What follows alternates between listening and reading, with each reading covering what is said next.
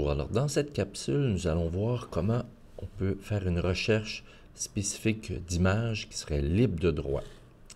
Alors, je suis sur Google. Alors, je veux une image de piano.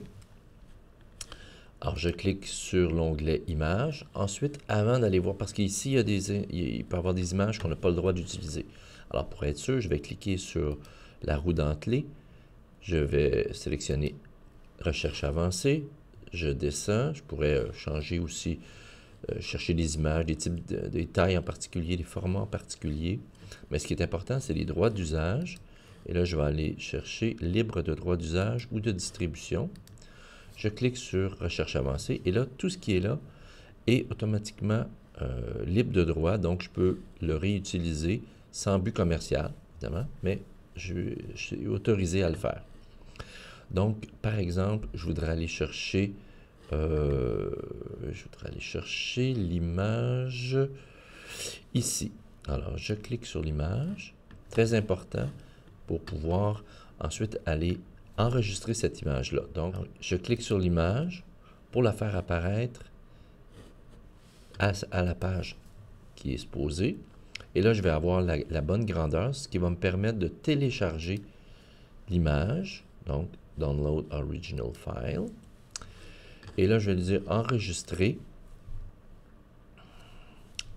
Très important de voir où ça se trouve. Alors, vous voyez ici la petite flèche bleue qui me dit « Ah, il y a un fichier qui était enregistré. » Alors, je vais aller voir où il se trouve. Il se trouve dans mon dossier de téléchargement. Donc, ce que je vais faire, c'est que je vais le copier. Je vais retrouver mon dossier dans mes documents qui s'appelle Prométhéen. Active Studio, c'est là que se trouvent mes ressources personnelles. Alors, je vais aller voir Images de musique. Voilà, c'est ici. Et puis, je vais coller, bouton droit, coller.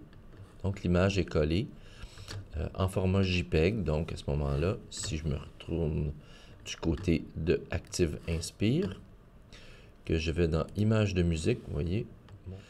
Alors, je fais un double clic, il vient d'apparaître. Je vais diminuer. OK. Alors, il est prêt à être utilisé.